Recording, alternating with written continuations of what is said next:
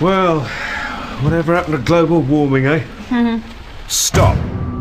From October the 1st, if you say whatever happened to global warming, eh? Whenever it's a bit cold or wet, you could be cooling off in a prison cell.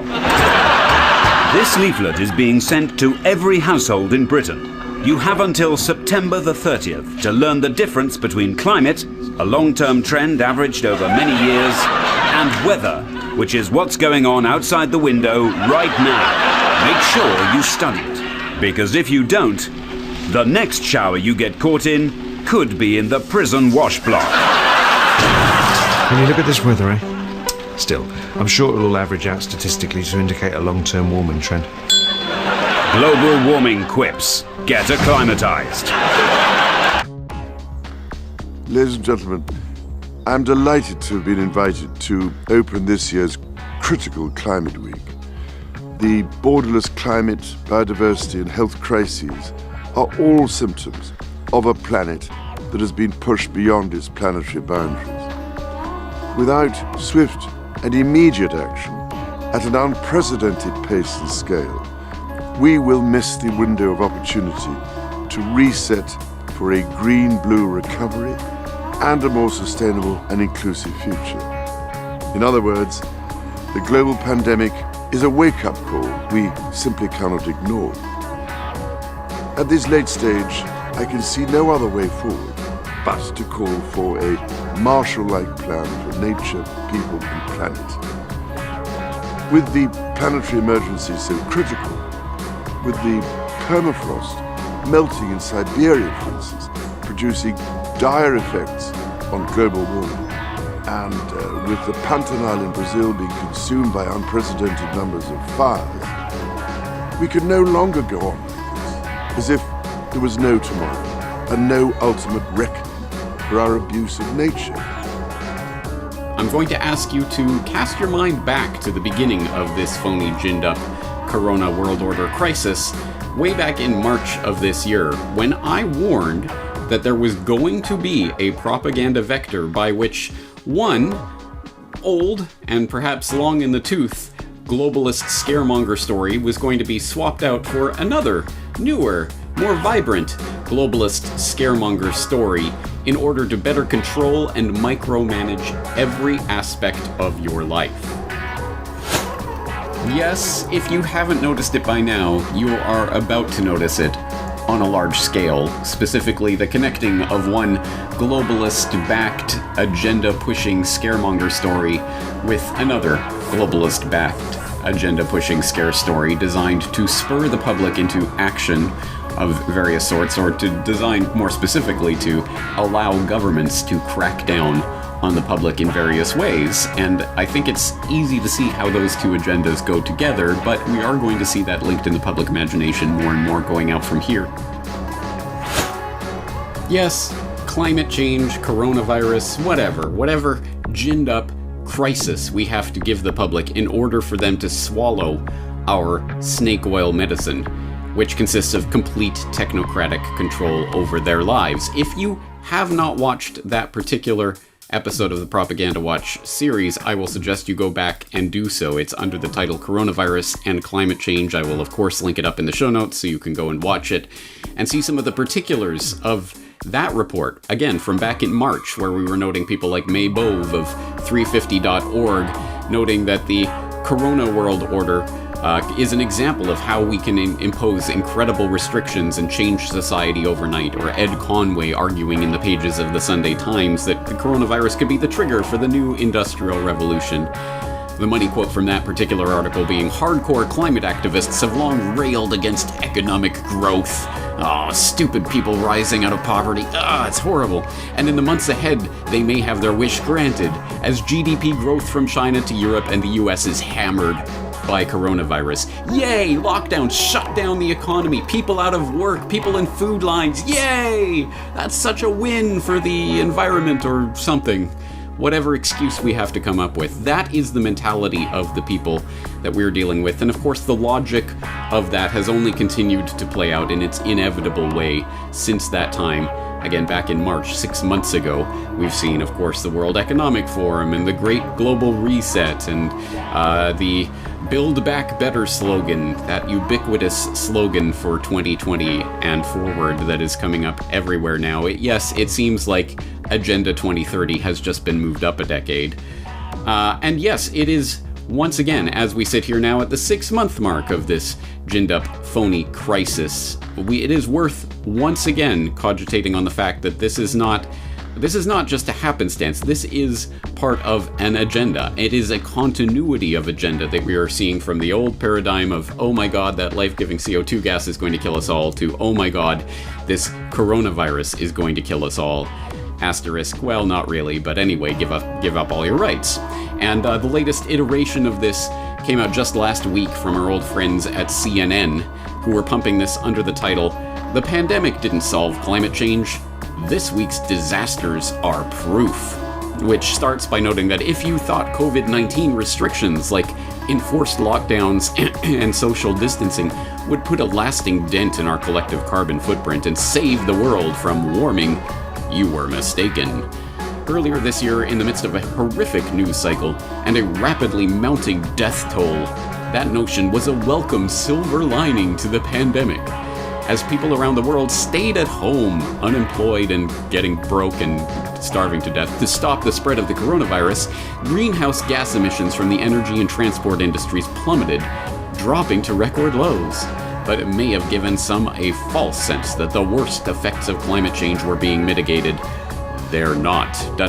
Cue scary music, and of course cue the inevitable references to recent wildfires and hurricane activity, as if it's unprecedented in human history and we've never seen the climate change before, ever in the history of the world. Why is it changing now? It's because you are out there doing all of that horrible, life-giving economic activity to sustain yourself and your family, you dirty, horrible human being, you. Yada yada yada, which of course is all based on easily demonstrable lies.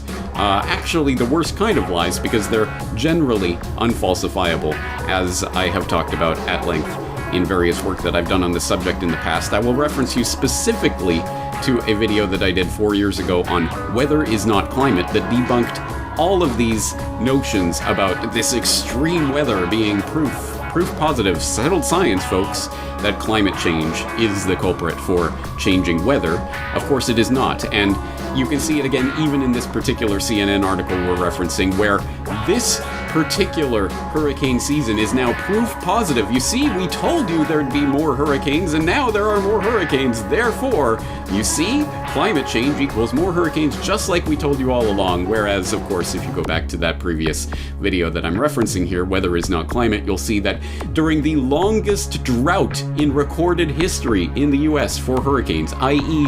the longest period of low activity of tropical cyclones in the US, making US landfall, you didn't hear much about that argument, did you? You just heard anytime there was any sort of hurricane, it's because of global warming. But, the longest drought in US landfall hurricanes in recorded history, whatever. But now there's an active season, so now it's proof positive. Again, I shouldn't have to elaborate on this for anyone with their head screwed on straight or anyone who's actually looked at the evidence that supposedly underlies this consensus that we're always told about, but unfortunately very few people do.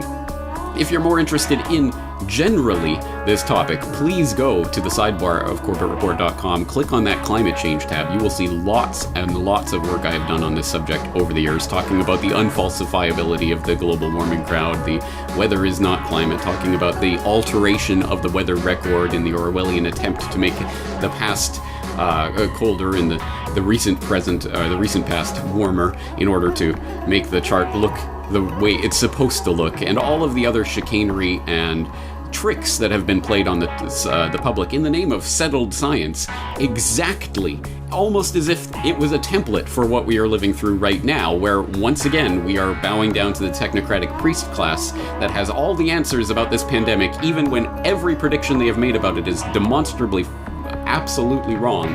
We still have to listen to their every pronouncement and do whatever they say in order to mitigate this non-crisis that is not killing people in record numbers. Exactly as with the climate quote-unquote crisis. So we know how this plays out. As it plays out in the CNN article, they go on to say, all of these extreme weather events can be linked to global warming, asterisk, citation needed, caused by rising levels of carbon dioxide and other heat-trapping greenhouse gases in the atmosphere, mainly from humans. Dirty, filthy, horrible humans trying to live, burning fossil fuels. There are grim reminders that the world has a much bigger existential crisis on its hands than COVID-19. Well, I'll agree with that general statement, although I won't agree that global warming is the existential crisis. And it will take a lot more than a few months of foregoing air and car travel to stop it. Climate change is not stopping because of lockdowns, said Eileen Kelman, a professor of risk resilience and global health at University College London. The extreme weather which we are witnessing is not excessive in terms of the history of humanity. ... It is very much in line with what we would expect under climate change. Period. Please pause this video, read and reread that sentence, because I think there's a very interesting thing going on here, and probably something very interesting being covered up by that ellipsis in that middle of the sentence that CNN unhelpfully does not provide the full context for. But yes, the extreme weather we're witnessing is not excessive in terms of the history of humanity. Alright, yeah, so what's the problem? Oh, it's very much in line with what we'd expect under climate change. Well, again, what does that mean? Anthropogenic climate change? And if so, to what extent is the anthropogenic factor? Exactly how many decimal places of accuracy can we pinpoint that number? And what's the data underlying it? Details, schmetails. It's what we would expect under climate change. Of course, they're just trying to paint a narrative, but it's interesting how they selectively used that quotation and didn't provide the full quotation, which probably would have been at least somewhat more illuminating in its proper context. But just in case you start pining for the good old days before the lockdowns and the masks and the forced vaccinations and whatever else is coming in this great corona crisis, don't get too comfortable, because this is just the start of the crisis. This is not going to be just a temporary leave from reality and we'll return to the old norm. No. As they keep telling you, prepare, because this is just the beginning. As they go on to say in this article from CNN, people have made a huge sacrifice. They have sacrificed their social lives, their family interactions, their mobility, and so on. And of course, as we know, the and so on includes your entire livelihood, the businesses you've spent your entire life building up, your life savings, all of that, of course, put on the line, and for many people completely abolished and demolished in the course of a few months. But I guess that can be covered in and so on. And emissions have declined quite markedly because of that. But we also see that these emission reductions are very temporary, said the professor they're citing here, adding that they're already going up again. And why is that? It's because these emissions reductions were the result of changing or reducing our activities, but not the cause of any structural change of how our society actually works. Yes, no, what you have seen is just a taste of what the conditions of neo-feudalism that we'll have to live under in order to appease the weather gods.